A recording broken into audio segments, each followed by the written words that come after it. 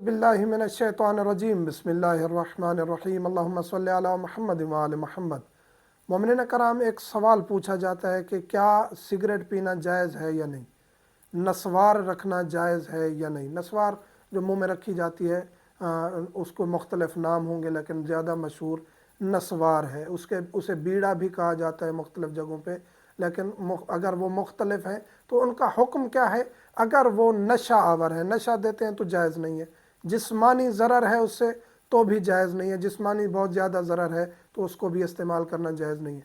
आते हैं सिगरेट की तरफ, तो सिगरेट जिस्मानी ज़रर रखती है, इसमें इश्काल है। जो लोग सिगरेट पीते हैं और उनको पता है कि मेरा अंदर ही अंदर इंसान का जिस्म ख़त्म हो रहा है, तो उसको सिगरेट नहीं पीनी चाहिए। एक बंदा जो कहता है जी मैं कभी कभार पीता हूँ और मुझे जिस्मानी ज़रर नहीं है, तो उसके लिए तो हलाल है। लेकिन जो पहली दफ़ा पीना चाहता है उसके लिए शायद हराम के दर्जे तक है सिगरेट, क्योंकि ये इंतहाई मुज़र चीज़ है।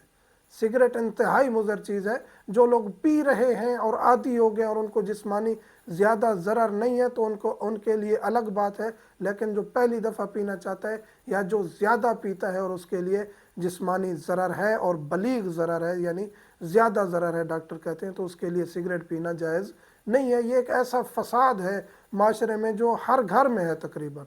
तो कोशिश करनी चाहिए कि नई नस्लों को इससे दूर रखा जाए। जो बुज़ुर्ग पी रहे हैं, बड़े पी रहे हैं, और वो तो अब छोड़ नहीं सकते, लेकिन काफ़ी लोग हैं जो छोड़ भी जाते हैं।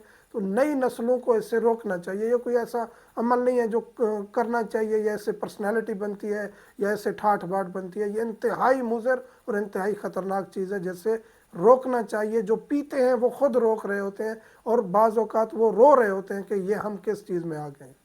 तो उनको चाहिए कि फिर जहां वो मजबूरी में सिगरेट पी भी रहे हो तो दूसरों को तबलीग करें कि ये काम कभी ना करना। और ये इसके बरक्स हो रहा होता है। जो सिगरेट पीते हैं कोशिश करते हैं कि साथ वाला भी एक आध लगा ले, तो फिर वहाँ माशरा बिगाड़ की तरफ जा सकता है और ये इंतहाई ख़तरनाक है। मोमिनीन से मुल्तमस हूँ, दुआ में याद रखा करें। अल्हम्दुलिल्लाहि रब्बिल आलमीन।